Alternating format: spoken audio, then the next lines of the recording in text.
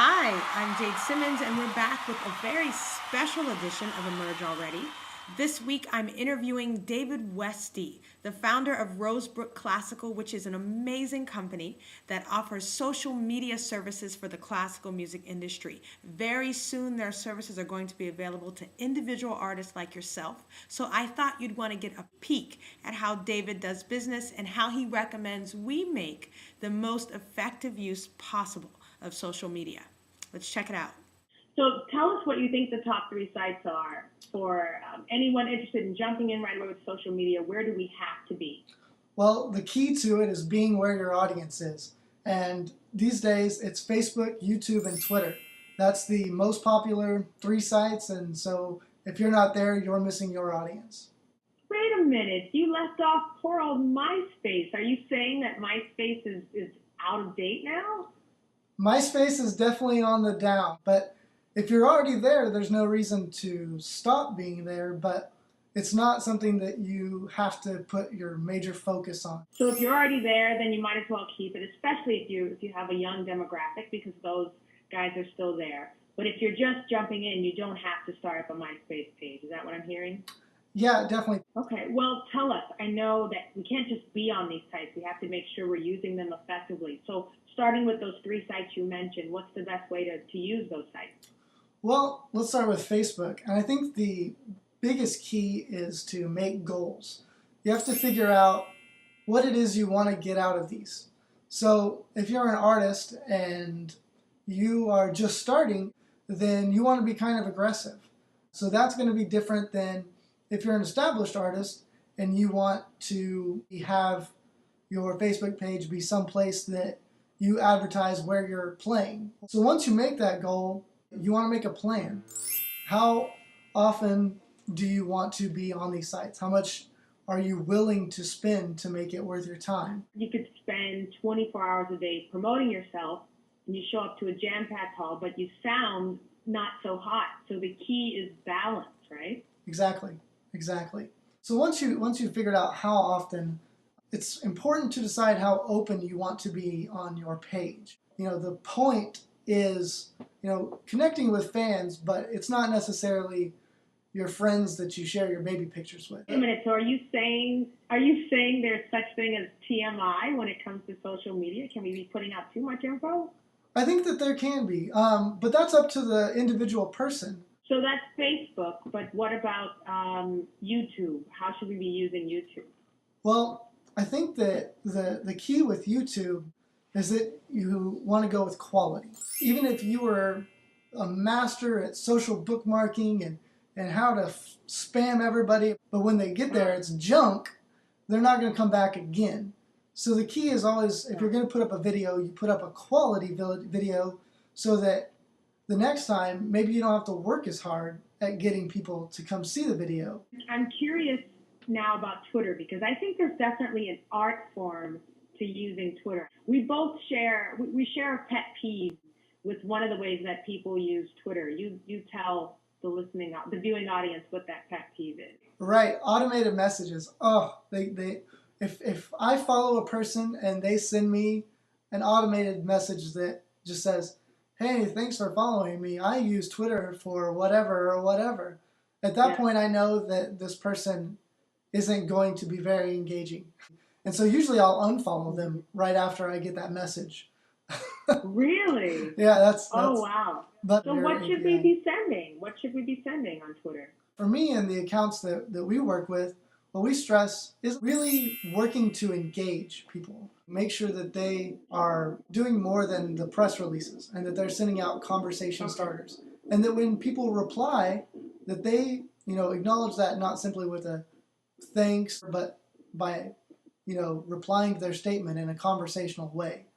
If somebody is going to sort of take the leap, in a sense, to interact with, in a way, what they may see as a celebrity, then sort of reward that risk by responding back to them. People want to see you as a person and as a personality. Well, don't you think the key with all of these sites, whether you're on 2 or 20, is to offer something a little bit different on each site. Exactly, exactly. Now, I think it's important sometimes to feed the same info, like the major things. For instance, if you're a record label and you just had a great review, there's no reason you can't put it both on Facebook and Twitter. Okay. Or if you have a YouTube video, sharing them on all three is fine. The key to these platforms is really getting in and watching.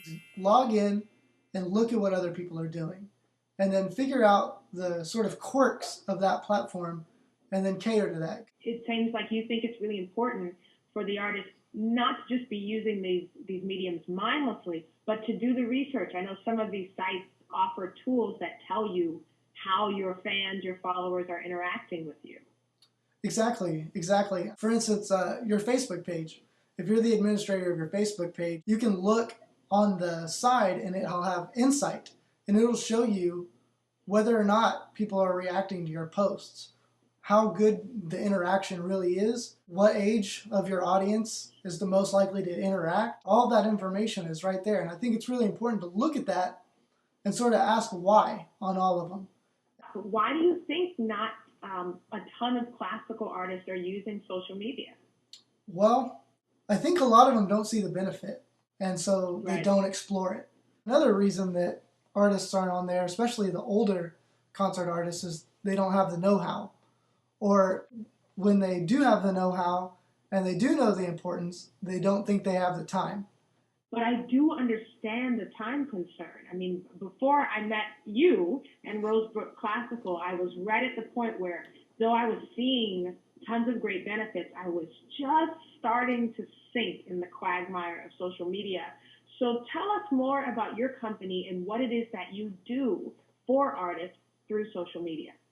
Well, what we offer mainly is the ability for artists like yourself to have more time, and we keep everything honest. You know, your followers, even though we're sort of a middleman, even though your followers, when they get your tweets and your Facebook updates, that's all you. We take the hassle out of the sort of business side of it. Yeah. The reviews, the posts, syncing everything together, doing the video uploads. So you don't take the personal side out. You allow the artist to still manage kind of their personal tweets and updates, but you take over the business side and you're very proactive about doing that. Exactly, because it's a godsend, because I think when there are services like what you offer, it allows artists like myself who want to stay on the cutting edge, who want to be connected to a larger demographic and to a younger audience.